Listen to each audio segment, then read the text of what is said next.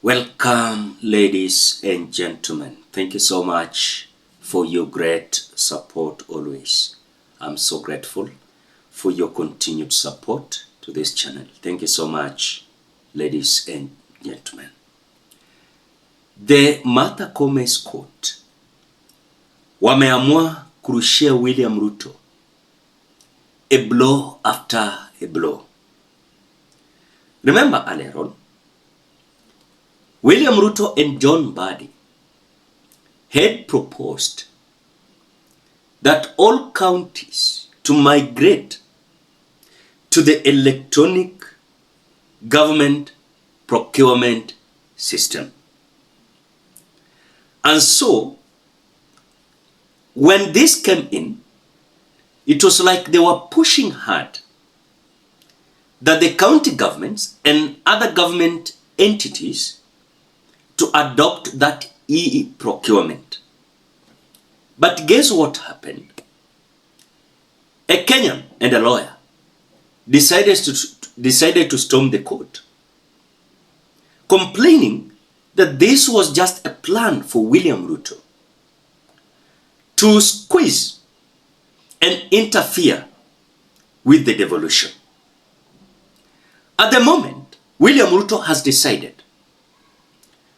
to force the county governments and government entities to adopt the electronic procurement system.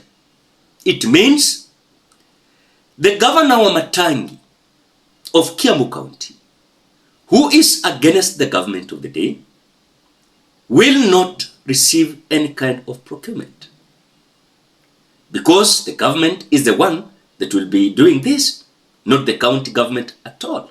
Ladies and gentlemen, before we continue, as you always do, ensure you like the video. When you like the video, you automatically support the work that I'm doing in this channel, because sometimes you watch and you forget liking the video. So this is just a reminder. As you watch, please consider liking the video. Thank you so much for that like.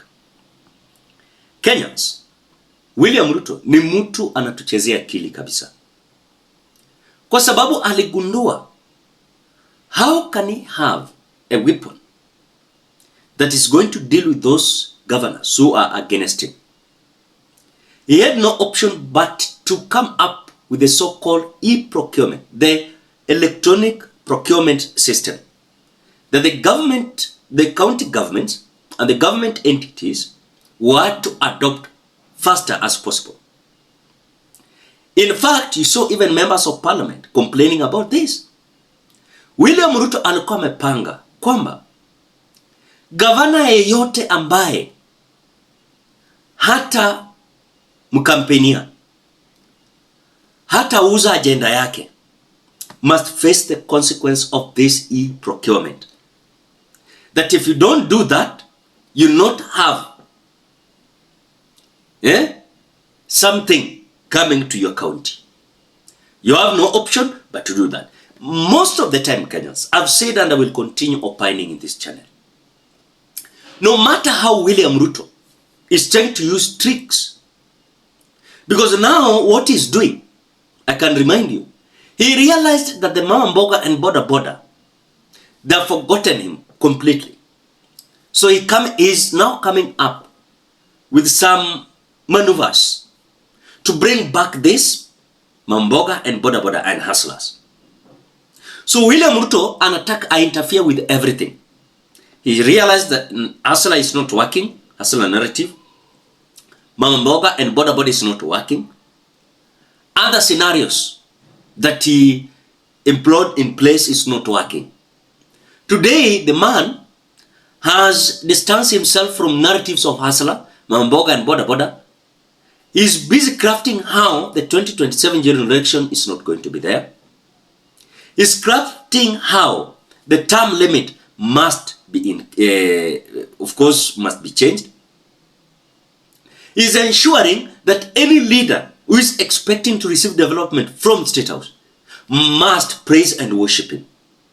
And that is why the government system we are having is having a lot of confusion. We thought like, at the moment we are going to have county governments, we are no longer going to worship and praise someone and kneel before someone. But when William Ruto was sworn in, he has taken us back. He has taken us back, totally back.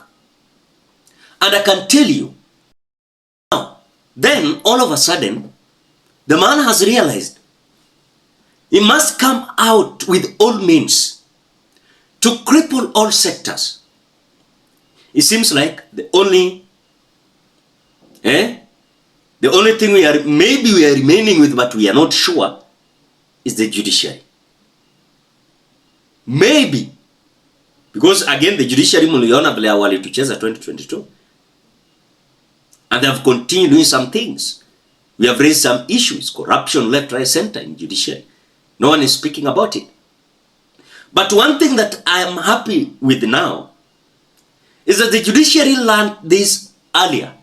And they realized the so-called William Samoei Ruto is a man behind strategies, tricks to cripple the judiciary the way he has crippled the legislature.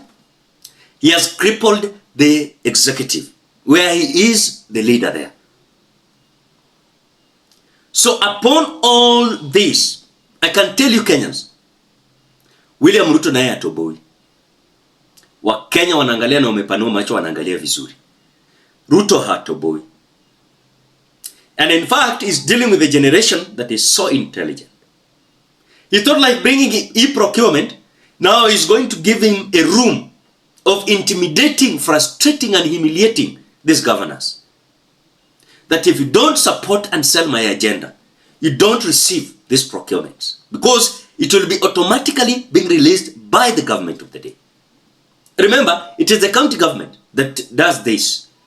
But at the moment William Ruto is deciding to do such kind of thing, I can tell you and I will remind you, William Ruto is having fishy plans behind all mechanisms to ensure that everyone is going to praise him and bow before him. Which for me, Kenyans, I'm urging you, let us not fall in this trap of William Ruto. Because if you're going to continue like this, then it is a long con. But at the end of the day, we'll just be there where we are, crying, demonstrating, and the man is ready to kill us. You saw that during the demonstration of the GNCs, the man was so furious, so little. And the same man said that he's the change, he's the Messiah. Today, a devil with his two horns. So for me, I think the court is trying to do what I'm praying for. And let them be squeezed. Let them not just provide the conservatory orders. Then later, this thing you will hear that has passed. Because I don't trust the judiciary 100%. I don't. I know the games they are trying to play. What do you think, guys? Drop your opinion at the comment section below. Otherwise, thank you so much because of your great support.